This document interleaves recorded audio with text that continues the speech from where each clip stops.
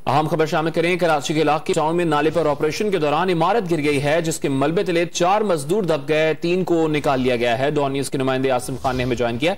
आसिम, बताएगा इमारत कैसे गिरी है और क्या तमाम अफराद को मलबे से निकाल लिया गया है? साथ साथ ये भी कहिएगा कि SBCA हुक्काम का क्या मौक़िफ़ आ रहा है?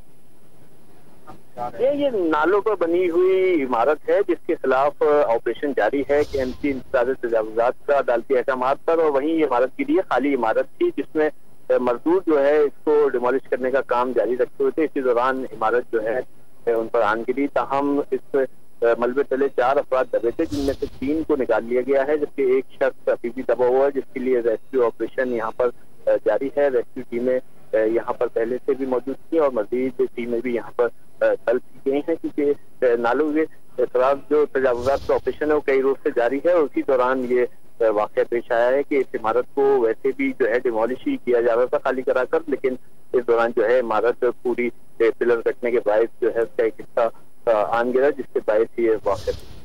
आसिम, ये भी बताएगा कि जो 3 मजदूरों को निकाला गया है उनकी हालत कैसी बताई जा रही है? अस्पताल मुंतकिल किया उनको? तीनों जख्मियों को जो है अस्पताल मुंतकिल किया गया, ताहम उनकी हालत बेहतर बताई जा रही है। एक शख्स ताहल अब तक बताया जा रहा है रेस्क्यू काम की जानिब से कि मलबे तले दबा हुआ है, जिसको निकालने की कोशिशें जारी। कराची के इलाके रंगी टाउन में नाले पर ऑपरेशन के दौरान ये इमारत गिरी है, जिसके मलबे तले 4 मजदूर दब गए थे, 3 को निकाल लिया गया है, जबकि 1 को निकालने के लिए रेस्क्यू ऑपरेशन इस वक्त जारी है। शुक्रिया आसिम खान, हमें आगाह करें।